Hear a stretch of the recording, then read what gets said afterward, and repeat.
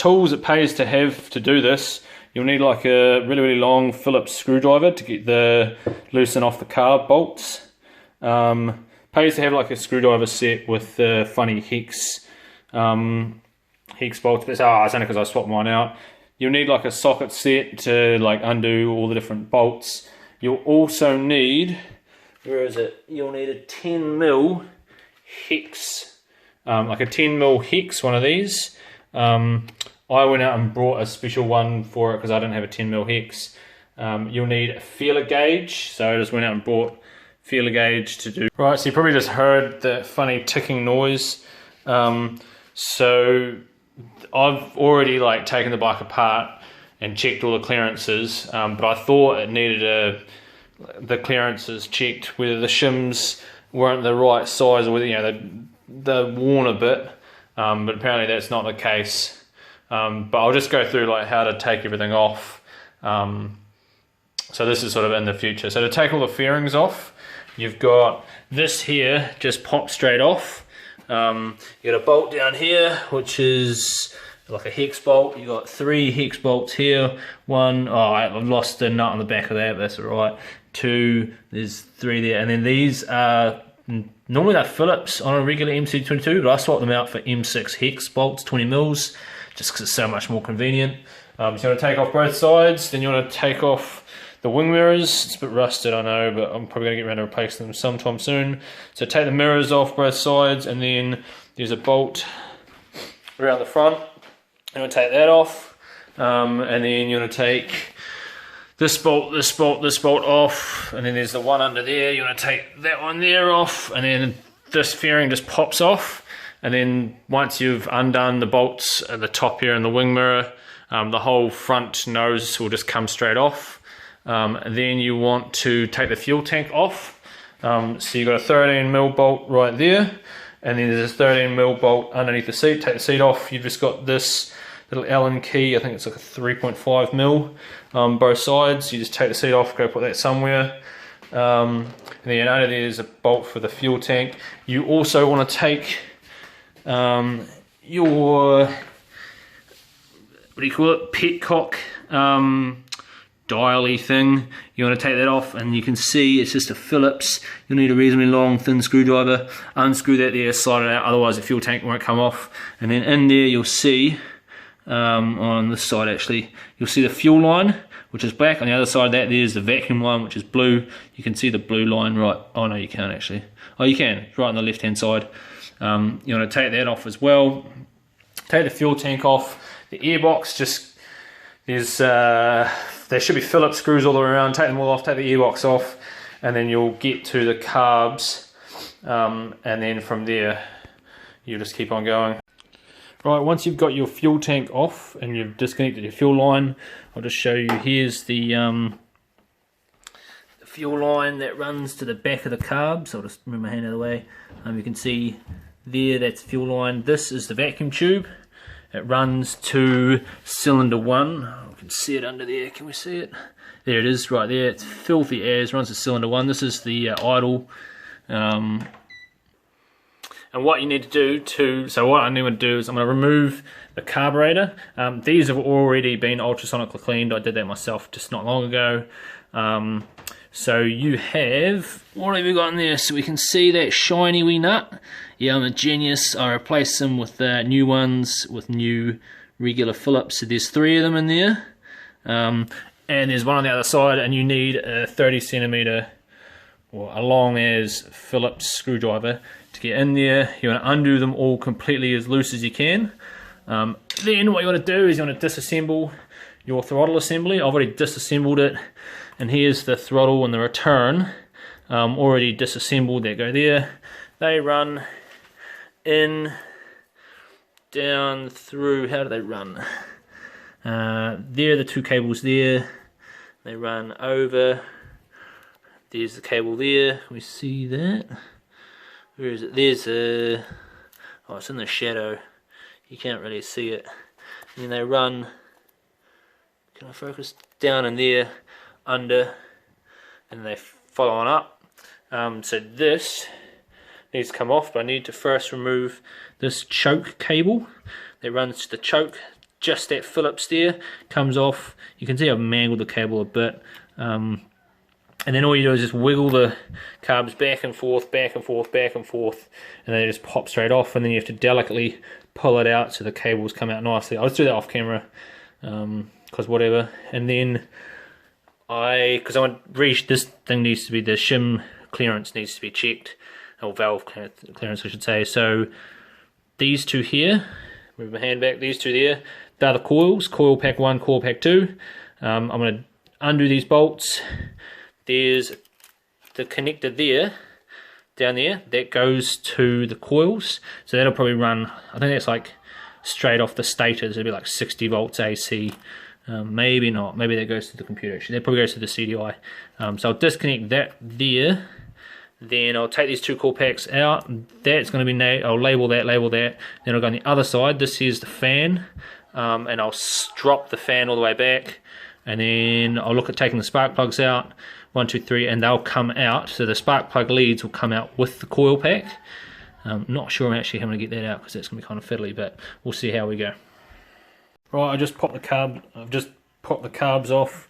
I've just put some, what do you call it, shop towels in there just to stop anything dropping in there, because that would be catastrophic. That there, I assume, is your water pump, quite possibly. Yeah, because it pumps the water to the radiator. What do you know? Oh, look at that, water going in there. This, I assume, down the bottom there, that thing there, I assume is your starter motor. This thing here. So what I'm going to do now is I need to drop the radiator forward. So down underneath here, there's an R clip. You can see that R clip there. I've already pulled it out and then swung it forward a little bit and then put the clip back in. There's also, right there, where you'll see my that's in the way. Right there's a 10mm nut. This is my bypass for the fan, for the radiator. There's a switch right there, so if it gets hot I can just flick it on, the fan will flick on. So there's one bolt there and there's one on the other side. I'll unbolt them and you'll see it pivots right there on that bolt, but the other side there's no bolt at all. So I've done this before, it just drops down, and then hopefully by then I'll be able to remove this shroud in here, move that shroud there, and I'll be able to get access to the engine cover, pop that off, and then start measuring some shim sizes. Right, so I've gone ahead and labelled all the ignition leads. So cylinder 1 is on the left hand side, so I'm just going to go 1, 2, 3, 4. So I've labelled this ignition lead goes to cylinder 4, this goes to ignition 1, this goes to ignition 2, and this goes to ignition 3, and then I'll leave this shroud like on, so I'll leave that on to the coils, and I'll cut this. I'm actually going to leave this one here, and I'll cut this zip tie as well, because I actually put that one on myself, and then I'll pop it right out, and then hopefully we should be good to go. Right, you can see I've taken the coils out. I would definitely advise, I'll just chuck them over down here, when you take them out, unbolt this 10mm, then the 10mm on the other side, unbolt that 10mm on the other side, take the coils out first and then take that shroud out. I took one of these off and then wiggled around and pissed around for quite a while, but it was just such a hassle. Just undo both of them, slide it out, then take the shroud out. So back to the bike. Now I'm probably going to get some sort of bungee to hold this up out of the way. I've shifted the radiator forward. That bolt, that bolt, that bolt, that one there, that one there, that one there, and the one back in there. I don't know if you can see it. Need to be undone. I need to take the spark plugs out, and then I'll probably give this a bit of a wipe down, and then I'll take the cover off, and then I'll have a look in here. Can I actually see? Can I see the spark plugs? Oh, I can. Oh, that looks all right. What about that one there? Looks like there might have been a bit of oil in there. What about the far side? I can see in there. That one there looks alright, I suppose. On the far side, I don't even know. Can we see on the far side? No, we can't. Not really. So I'm going to do that now. Right, so I've just removed all the spark plugs. Cylinder 1 and cylinder 3 had a little bit of oil in them. Not much, but just enough to maybe wonder, or maybe I might look at replacing a gasket, although maybe not. You can see I've sort of made a makeshift strop to hold that up. There's an I-beam on the roof. Right, so I've taken the engine cover off. It's just over here. I've just got a shop towel covering it. She is nice and shiny on the inside, which is a good sign. Just keep that over there so no dust gets in there. Right, so this is the top of the engine. These are the camshafts. There's one, I'll grab something to point with. Right, so this first one, that's the first camshaft. Then down there is the second camshaft. Found a pencil. This thing here that goes along to the, like, all the way down there, that there is the oil thingamajiggy. And then we have each one of these holds the camshaft down. You can see this is a mc22, so it doesn't have a cam chain. It's got a cam gear. Or if you can get into it and see, maybe not. There's a cam gear underneath these two cogs, or whatever you call them. So what I'm going to do is I've already cracked these what do you call it, caps. This is the inspection cap. This is the one where you socket it in to rotate the engine. This here is a 10mm hex. So I had to go and buy one because I didn't have any blooming 10mm hexes. So I've already cracked them, but I'll just tighten it up. You don't have to drain the oil when you do this because the oil level is probably down here somewhere.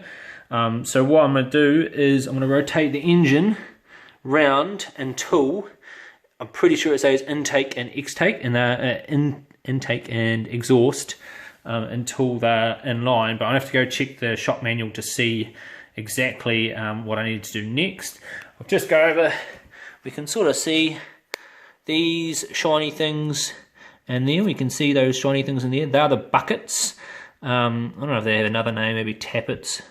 No, they're not tappets. Oh, maybe they're tappets. I don't know. They're the buckets. Underneath them are the shims, and then underneath them are the valves. And you can see on the far side, you got those buckets there. So this side, all this side, are the intake shims, and all the far side are the exhaust shims. Obviously, because the exhaust is on the far side and the intake's on the closer side. Because here are the intakes here that goes in from the carburetor, and each intake has 2 buckets, and you need to check the clearances with the feeler gauge.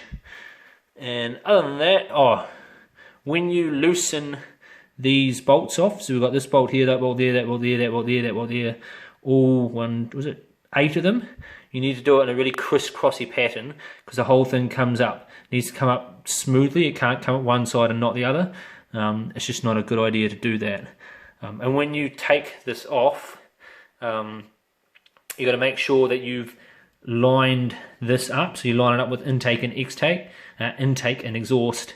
That way, when you put it back in again, you just put it in exactly lined up how you had it. Then you put all the clamps on, and then you bolt it all down, and hopefully it should be fine. And these bolts here have to be torqued to like pretty accurate to 1.5 kg per meter, which is about 15 Newton meters of torque, maybe a little bit less because it's times by 9.8, not by 10.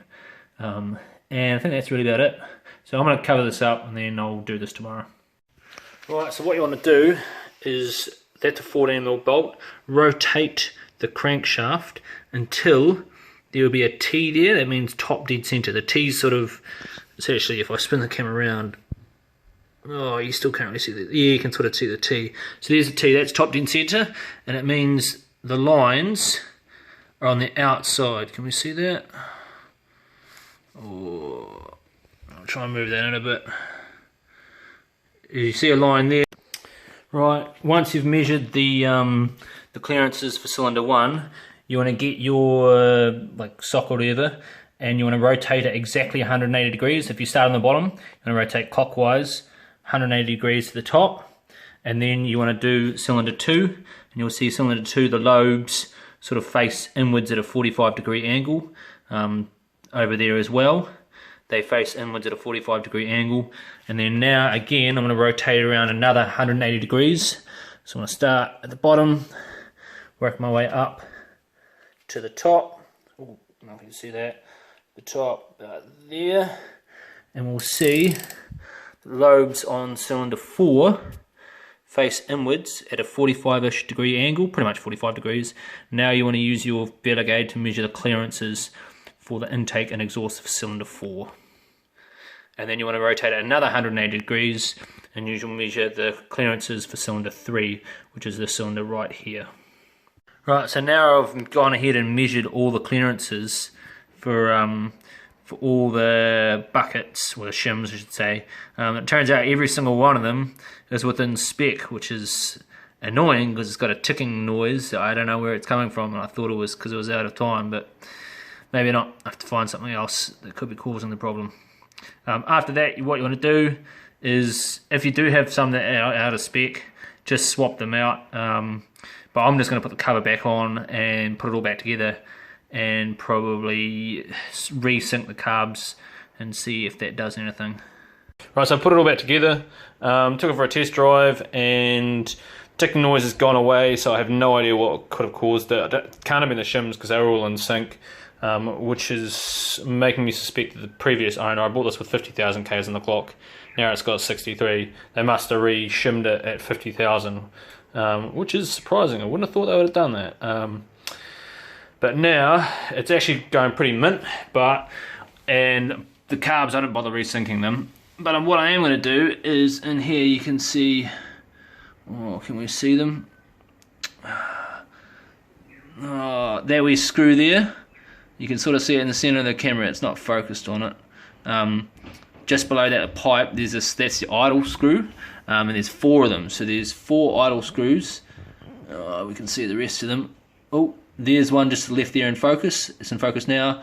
There's another one at the back, so there's 4 of them. So I'm going to use this screwdriver here, and what you do is the bike's all warm because I've just taken it for a spin.